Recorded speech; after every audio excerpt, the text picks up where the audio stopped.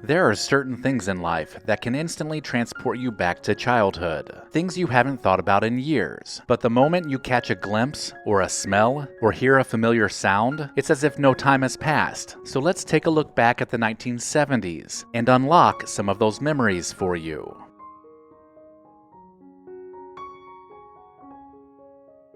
Remember bath time as a kid in the 1970s? Crazy Foam made it a lot more fun. You'd squirt out the foam from cans decorated with superheroes or cartoon characters, and before you knew it, your bathtub was full of foam. It was both soap and a toy, making taking a bath less of a chore. Saturday mornings meant eating a big bowl of cereal and spending time with the Super Friends. This animated series brought together Superman, Batman, Wonder Woman, and Aquaman in an ongoing battle against evil. The Justice League gave you a good reason to jump out of bed early, even if it was the weekend. Before you could even catch a whiff of that finger-licking chicken, you would see an iconic KFC bucket spinning in the distance. The towering bucket was a beacon for hungry families looking for a quick dinner. That rotating sign meant just one thing: a bucket of Kentucky Fried Chicken would be on the dinner table that night. Rediscover your past by digitizing your family's memories with Legacybox. Watch until the end of this video to find out more about preserving your legacy, and then visit legacybox.com/recollection. The Kool-Aid Man crashing through a wall was a moment of pure sugary excitement. Bowling sure makes me hot and thirsty. This is a job for Kool-Aid. Hey, Kool-Aid! Oh yeah! Kool-Aid's here, bringing you fun. Kool-Aid's got thirst on the run, get a big...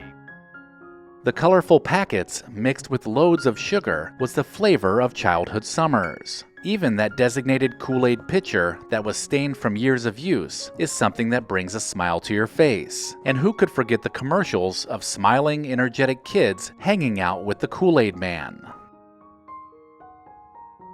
Before there was MTV, the 1970s had the Midnight Special. It was a late-night music program that featured live performances by the hottest bands of the 1970s. From Blondie to Kiss, it was the best place to see live music. But there was a catch. You had to wait until 1 a.m. on Friday, after The Tonight Show with Johnny Carson, to see it. Remember this waterful ring toss game? It was just a simple handheld toy, filled with water, with a button that gave you hours of entertainment. Pressing that button would shoot little rings up, and hopefully they would land on the pegs. It was the perfect distraction for a road trip or a rainy day, long before smartphones would become the biggest time waster. Halloween in the 1970s was all about the plastic masks and vinyl suits made by the Ben Cooper Costume Company. They certainly weren't the most comfortable, but boy did they have a distinct smell that reminds you of childhood. It was a mix of plastic and excitement, and it didn't matter if you were dressing up as a superhero or a monster. The scent of Halloween was unmistakable. Remember when certain kids' books came with a record tucked in the back? You'd put it on your turntable and hear the story narrated as you followed along in the book. The beep to turn the page was magical, and it was like having your very own story time with sound effects. Shasta wasn't just any generic soda. It was the generic soda of the 1970s, with a wilder variety of flavors that ranged from cola to root beer, black cherry, and grape. It was a mainstay at picnics and pool parties. With 14 different flavors, everyone had their favorite. And with the sweet, fizzy goodness of Shasta, the 1970s just tasted better.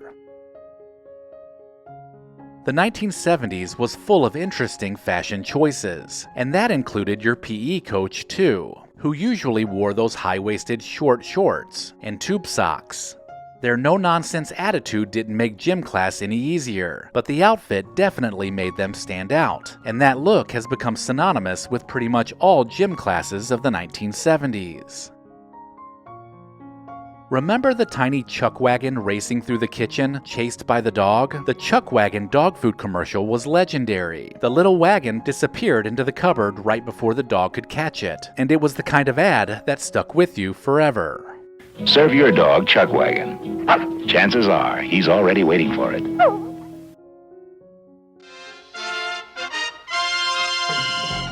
The opening theme of Chips got you hyped for some motorcycle chases along California highways. Ponch and John riding to the disco-inspired beat was the perfect setup for an hour of crime-busting action and 1970s swagger.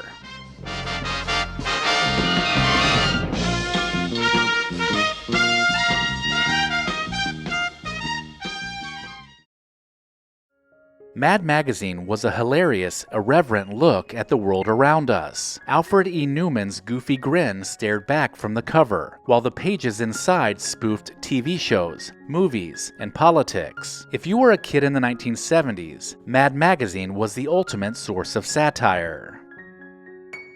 Hey, this Christmas party's getting a little too quiet. I think it's time we liven it up with my favorite Christmas gift, Mr. Microphone. Hey, what's that? Well, you set the dial on your FM radio and testing. I'm on the radio! These kids are having a fabulous time with Mr. Microphone. You'd use this handheld wireless microphone to broadcast your voice over a radio, pretending you were a DJ or a rock star. It was a simple toy that made you feel like a superstar. Hey, good looking. We'll be back to pick you up later. Shampoos in the 1970s were all about the fragrance. Gee, your hair smells terrific, made you want to sniff your own hair. While Prell's thick green formula came in that iconic bottle. Then you had herbal essence, which made shampooing feel like walking through a botanical garden.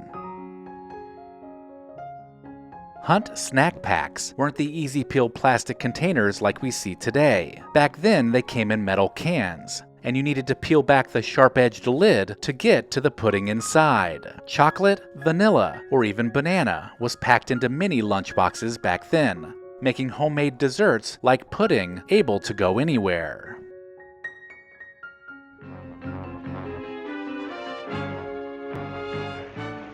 When Fonzie donned water skis and jumped over a shark in Happy Days, it was one of the most memorable TV moments of the 1970s. It later came to symbolize a TV show losing its magic, but still, it was the 1970s, and the wild TV stunt could have only been pulled off by the Fonz.